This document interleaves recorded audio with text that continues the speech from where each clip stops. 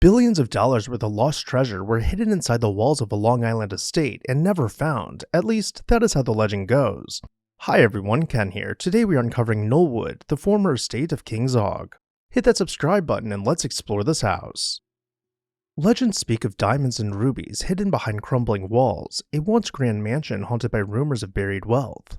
It is said that treasure seekers, driven by whispers of royal riches, came in the dead of night, armed with flashlights and crowbars, prying away stone and plaster in search of glittering fortune. These stories have swirled for decades around an estate called Knollwood, tucked away in the quiet greenery of Long Island.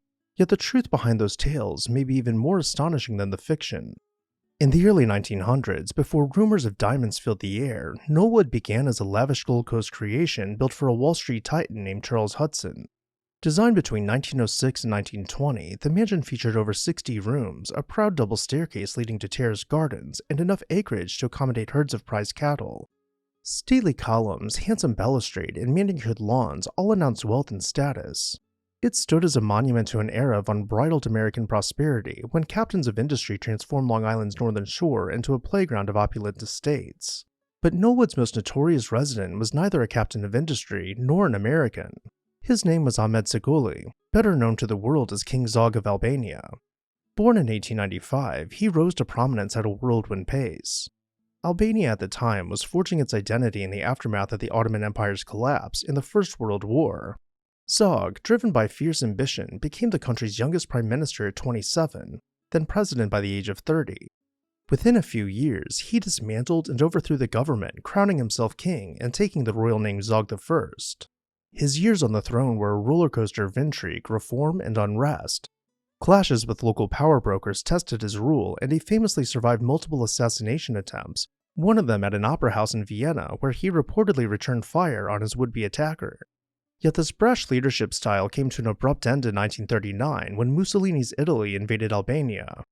Zog, anticipating the attack, fled with his family and convoys of the Albanian treasury amounting to billions of dollars in gold and jewels, setting off on a winding journey that took him through Greece, Turkey, and beyond. After World War II, Albania fell under communist rule, sealing off any straightforward path for the king to return. For a while, King Zog resided in Egypt, hosted by the country's then monarch, King Farouk. But when political tides shifted there too, Zog sought a fresh start in the West, a new home that might serve as a base for royal ambitions, or at the very least, a comfortable exile. This is how he came to purchase Knollwood in 1951. By that point, the once magnificent mansion was already beginning to show signs of neglect, but its grandeur remained evident. Zog envisioned transforming it into a miniature kingdom. He floated plans for bringing over dozens of Albanian loyalists, perhaps even 100 or more, to establish a thriving community on the grounds. He would preside like an old-world feudal lord over farmland, gardens, and what some described as a castle-like mansion. The American press buzzed with sensational headlines, claiming he bought the estate with a bucket of diamonds, which only fed to the rumors of untold riches. Yet despite all these bold ideas, King Zog never actually moved in. Red tape at the immigration office, combined with his failing health, kept him overseas. Meanwhile, stories spread that he had hidden gold or precious gems within the mansion's walls, possibly the same treasure he had smuggled out of Albania just ahead of Mussolini's troops. Vandals and curious thrill-seekers descended on Knollwood, breaking windows, scavenging copper, and sledgehammering walls in hopes of striking it rich. Their efforts did far more damage than they ever found reward, though if anyone did find the treasure, they never said a word. By the 1950s, Knollwood was in such a perilous condition that neighbors referred to it as a haunted ruin. King Zog, stranded in Europe and never having set foot on his own American estate, finally sold it off. Not long after, safety concerns led to the demolition of most of the mansion's grand structure. All the glimmering fantasies of hidden gems and gold bars went unproven, though they persisted in local lore. Indeed, they may have fueled the building's downfall more than anything else. If you were to stumble across Knollwood's remnants today, though one should note that you should not trespass, but if you were there with permission, you would find only fragments of that gilded past. A flight of worn, vine-choked stairs, shattered pillars, and scattered chunks of marble give faint hints at what once stood.